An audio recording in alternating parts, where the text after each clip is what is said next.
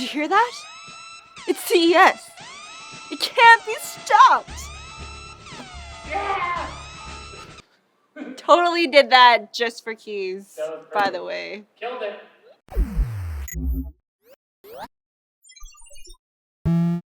On location coverage from CES 2016 on our second channel, NCIX TV, is brought to you by our good friends at Be Quiet. Also thanks to MSI for providing gaming notebooks for editing and Cooler Master for additional support. Off location coverage of CES 2016 is brought to you by me. It's day one at CES. Well, sort of. It's already been going for 2 days, but it's like supposed to start today. Tech companies, they're just chomping at the bit to get their products out there. So let's jump in. Intel showed off a very interesting take on an augmented reality headset. It's called the DAQRI, and it's got an Intel Core M7 processor and a bunch of sensors built into an industrial helmet design. It's meant for, you guessed it, industrial workers, and could allow them to see all sorts of useful information about whatever they're working on, as well as see in infrared. See, now this Google Glass stuff is actually starting to make sense. He's not a glass hole. He's just doing his job, man. MSI showed off a bunch of interesting stuff, including the GT7 2S Tobii, a gaming laptop featuring SteelSeries Tobii eye tracking technology. So far, only a handful of games work with the technology, including Elite, Dangerous, and DayZ, but it will also work with the Windows 10 Hello Facial Recognition feature. MSI also updated their line of gaming all-in-ones with the 27XT, a 27-inch panel with a desktop GPU strapped to the back. Well, that's one way to do it.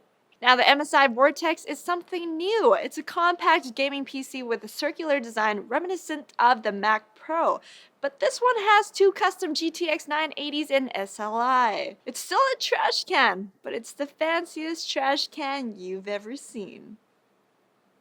Asus has a strong presence for their ROG gaming line at CES. As usual, starting off with an external graphics dock for laptops called the XG Station 2.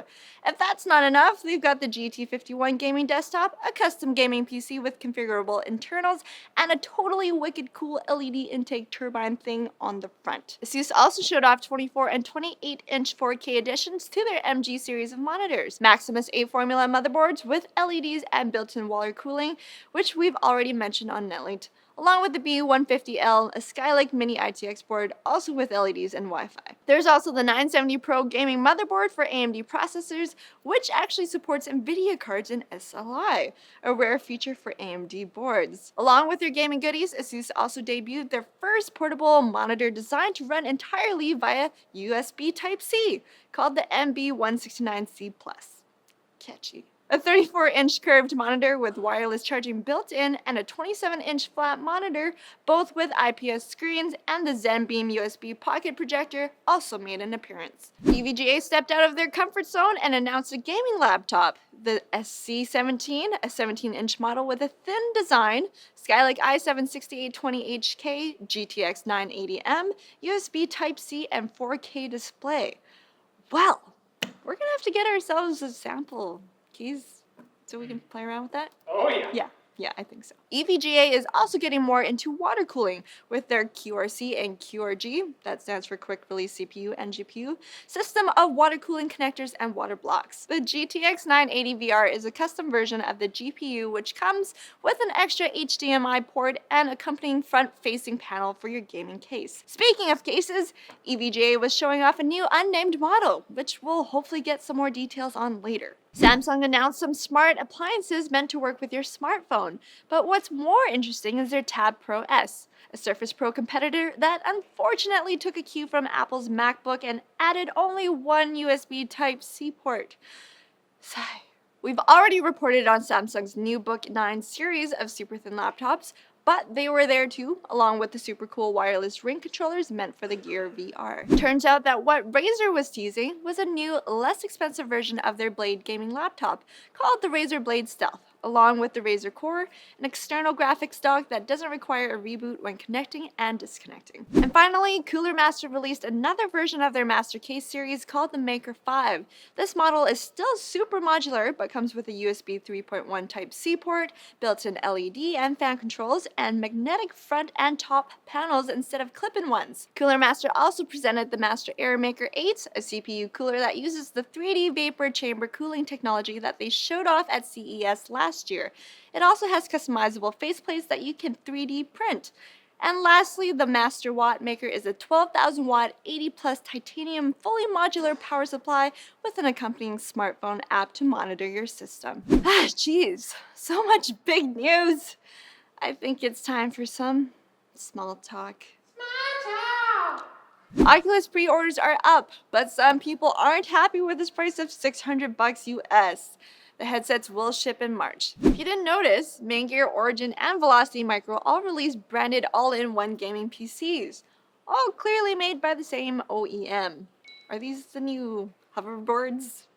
Discuss below. The Tesla suit is a full-body haptic feedback suit for VR that's live on Kickstarter. It looks pretty cool. And Microsoft showed off a self-driving car concept it's working on with Harman that integrates Office. Yes, the productivity suite. So you can work on spreadsheets not only at work, but also while you're driving to and from work. Oh, so great! I can't. News sources for all of today's stories can be found in the forum post linked in the description. I slit the sheet I slit, and on the slitted sheet I sit. Wow. Ha! Killed it. Did it. If you have something you want us to say on NetLinked, just tweet one of the team members with the hashtag YoDog. We pick a new one every day. We also are planning on doing another Ask NCIX session, so if you have general questions about us, the channel, or anything really, tweet us with hashtag AskNCIX. Hopefully we get around to answering it, but you never know. Maybe you'll learn something about yourself along the way. Maybe.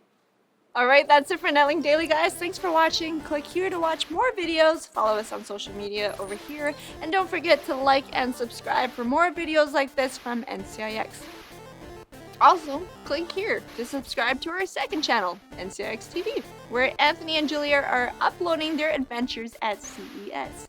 It's also where we'll be posting random behind-the-scenes type of stuff from around the office, so go check it out. And comment. And ask if they're having a good time at CES without Keith and Jack and me. Yeah. Yeah, just see what they say. Not that I really care. What? I don't. I care. But ask anyway. Yeah. Oh,